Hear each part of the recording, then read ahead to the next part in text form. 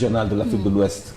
Et parmi ceux qui ont mis sur pied donc, cette première instance de l'Afrique de l'Ouest, francophone, nous pouvons citer donc le cardinal Hyacinthe Thiandoum, qui fut d'ailleurs le premier secrétaire général.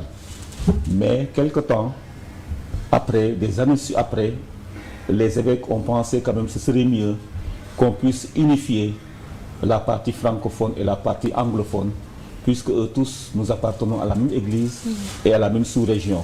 Et c'est dans ce sens donc, chemin faisant, c'est seulement en 2012 que cela est acté. Et parmi les acteurs de cette unification, nous avons aujourd'hui le cardinal Théodore Adrien Sarr.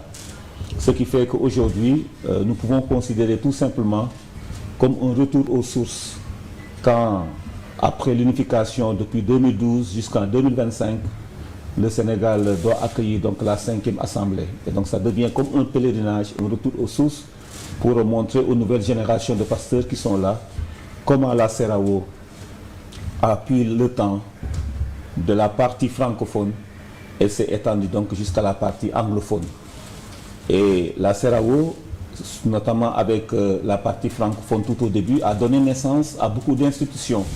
Et nous pouvons citer aujourd'hui l'UCAO, l'Université catholique de l'Afrique de l'Ouest. Donc c'est un fils ou une fille de la CERAO, partie francophone. Mais une fois que l'unification a été déjà faite, réalisée, c'est bien ce patrimoine culturel, ce patrimoine éducatif appartient donc aux conférences épiscopales réunies de l'Afrique de l'Ouest. Et le sigle devient CERAO et RECOA. Comme ça, les anglophones et les francophones s'y retrouvent.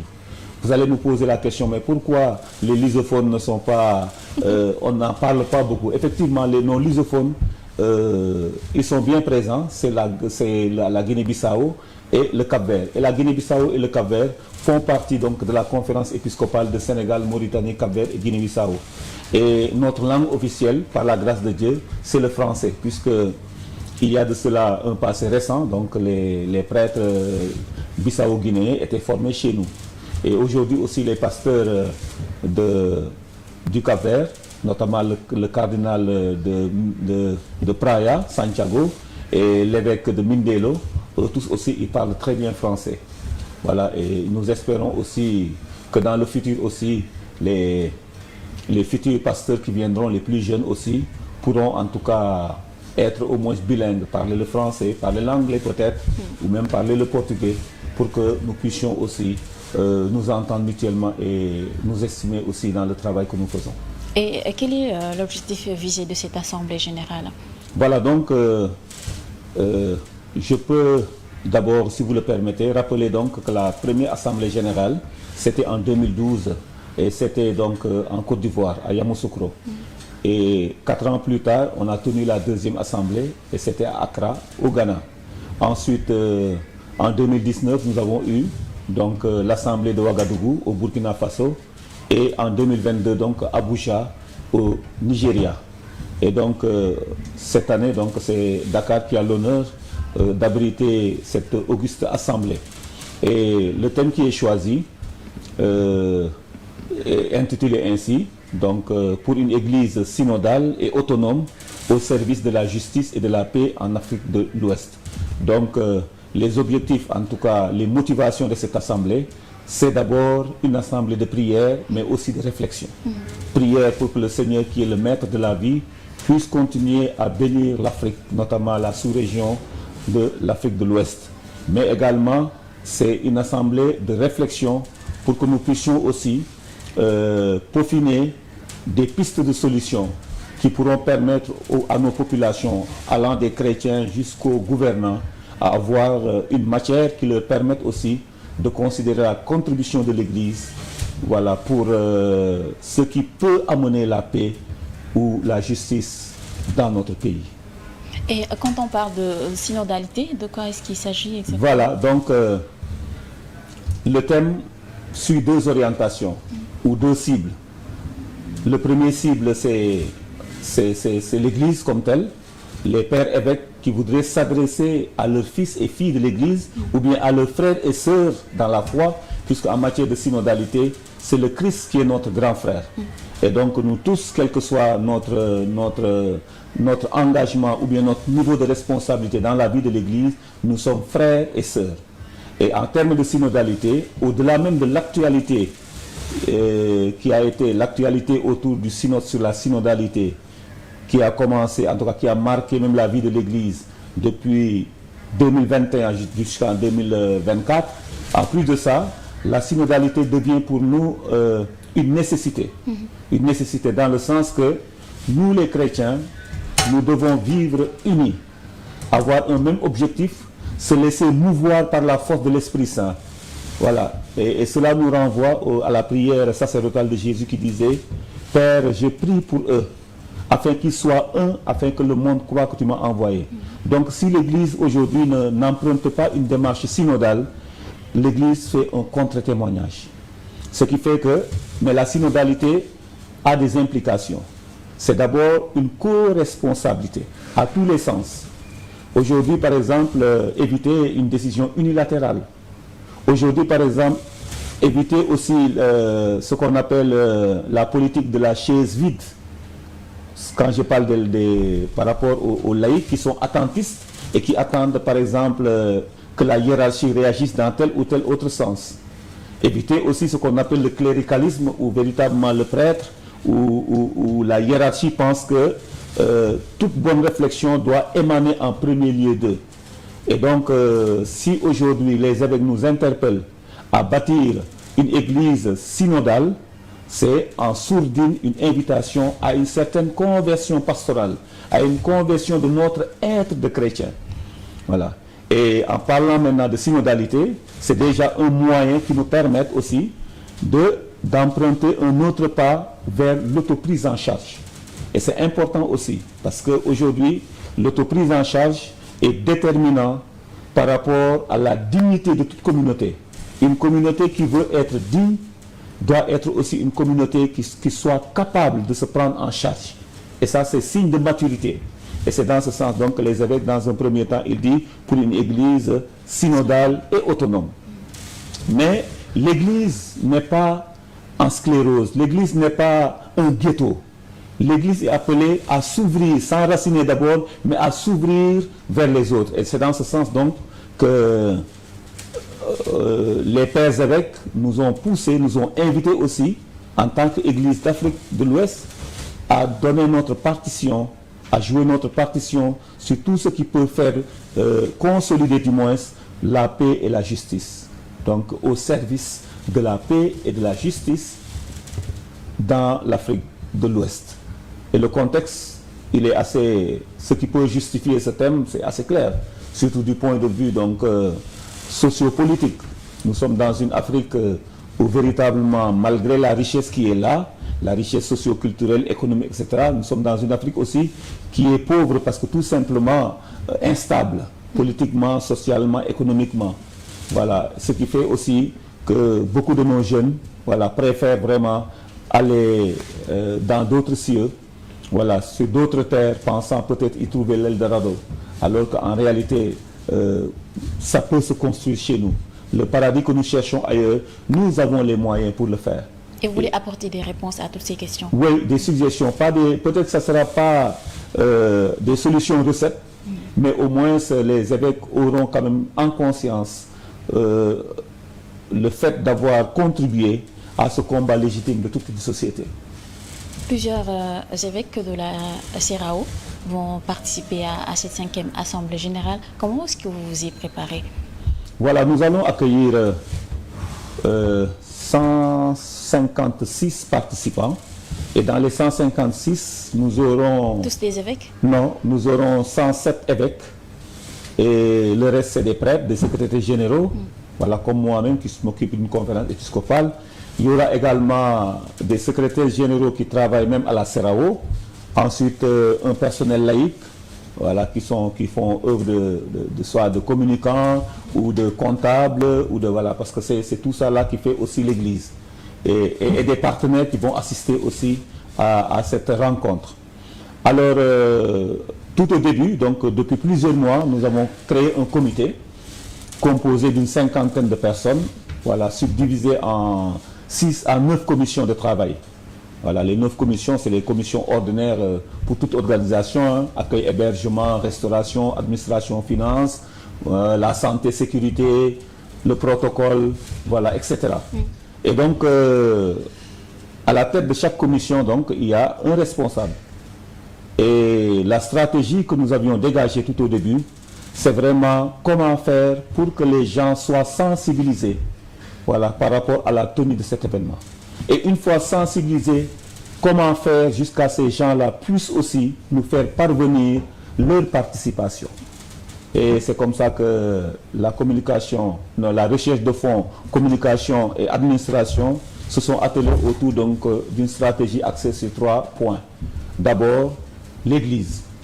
Que la communauté ecclésiale du Sénégal sache que c'est un événement qui est le nôtre et que tout le monde doit y mettre sa contribution. Et c'est dans ce sens donc qu'on a sollicité une deuxième quête, donc le jour du mercredi décembre, avec la bénédiction de nos évêques.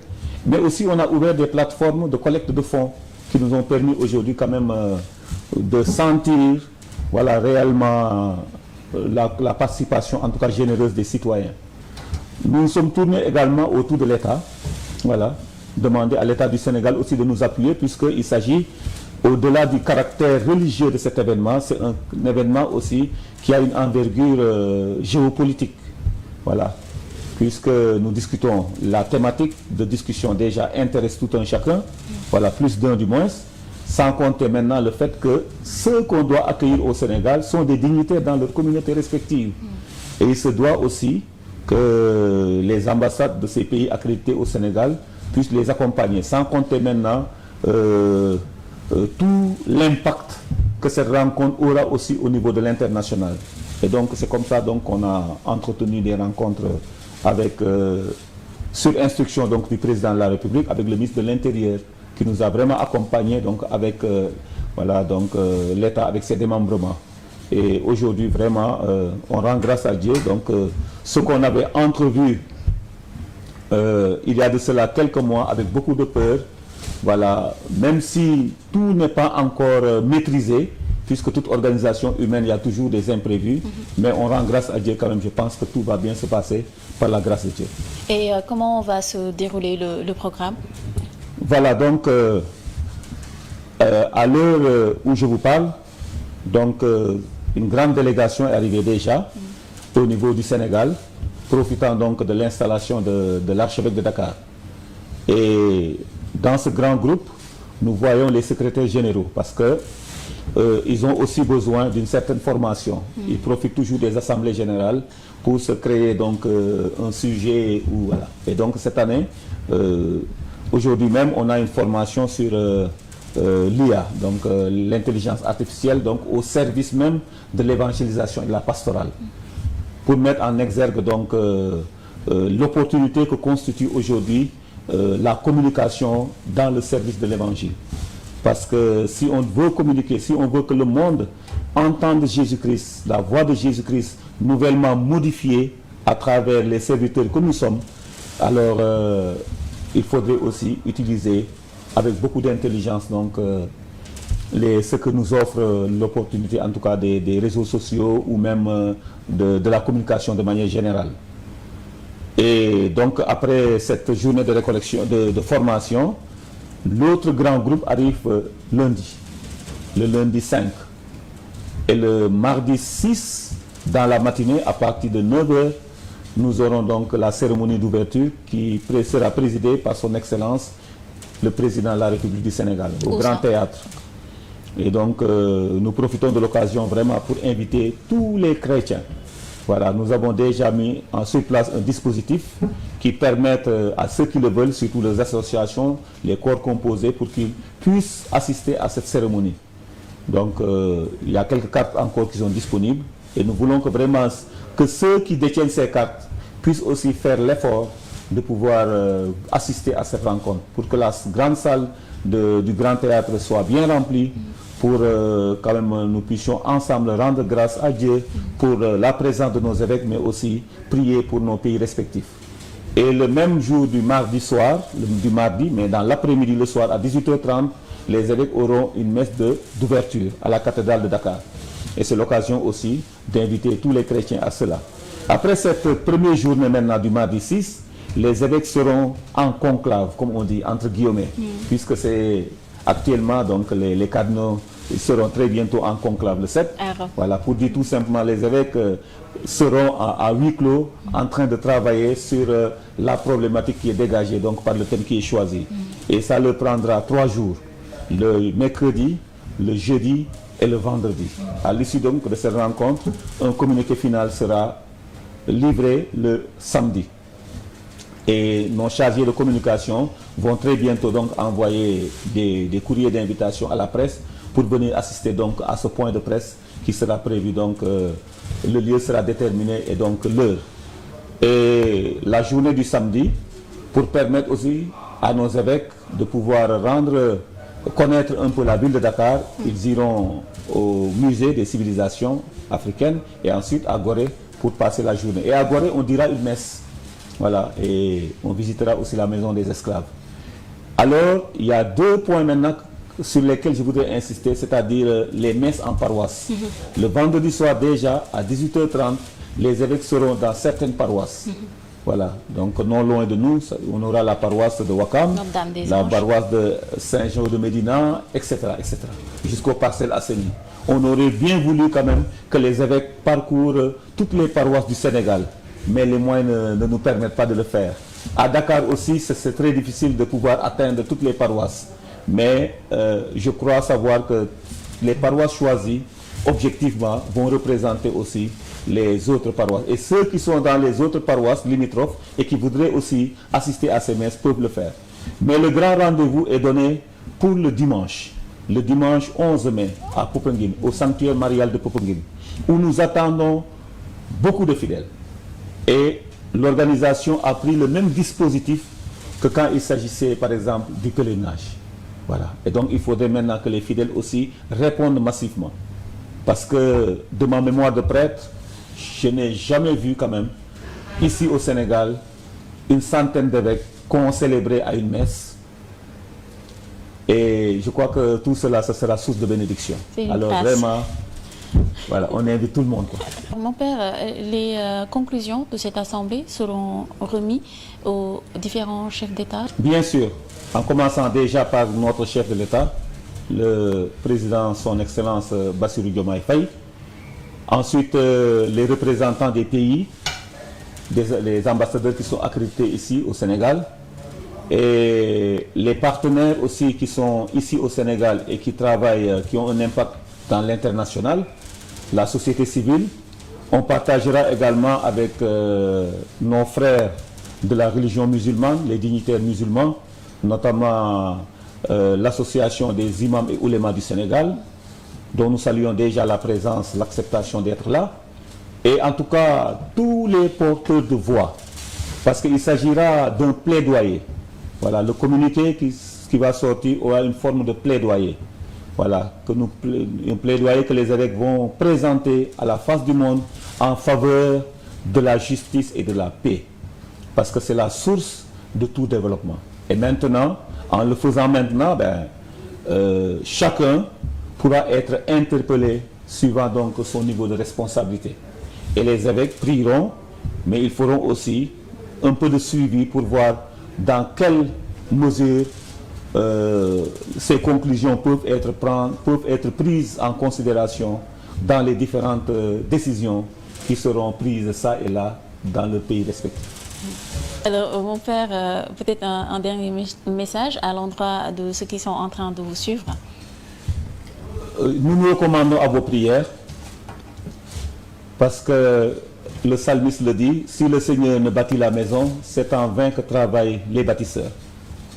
Et si le Seigneur ne met pas sa main qui est pleine de grâce dans cet événement de foi que nous allons célébrer, quelle que soit la beauté des résolutions qui vont s'en sortir, ça sera tout simplement quelque chose qui n'aura pas de fruit dans les cœurs.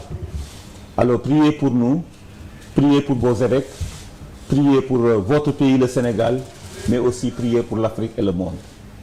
Et nous vous remercions déjà en attendant de manière officielle, une voix plus autorisée à le faire, mais nous vous remercions tous pour les efforts consentis pour la réussite de cet événement. Que Dieu vous bénisse. Amen. Abbé Augustin, merci d'avoir accepté d'échanger avec nous sur cette 5e Assemblée générale des conférences épiscopales réunies de l'Afrique de l'Ouest. Voilà, c'est à moi de vous remercier de nous avoir donné cette opportunité, comme je l'ai dit, et que le Seigneur continue toujours de faire son œuvre dans nos petites vies. Et que le Seigneur vous accompagne également dans cette démarche entreprise. Amen. Merci à vous d'avoir été avec nous, c'est tout pour cet entretien. Je rappelle que nous étions avec Abbé Augustin Thiaw, qui est le secrétaire de la conférence épiscopale du Sénégal, de la Mauritanie, du Cap-Vert et de la Guinée-Bissau. Donc rendez-vous le 6 déjà au Grand Théâtre National pour répondre à cette invitation des évêques. Également dans l'après-midi à la cathédrale de Dakar, et surtout soyez nombreux à venir à Popenguine, au sanctuaire marial, pour la messe de clôture avec plus de 100 évêques d'une grâce. Il ne faut surtout pas la rater. Soyez bénis, très bon repos dominical, au revoir.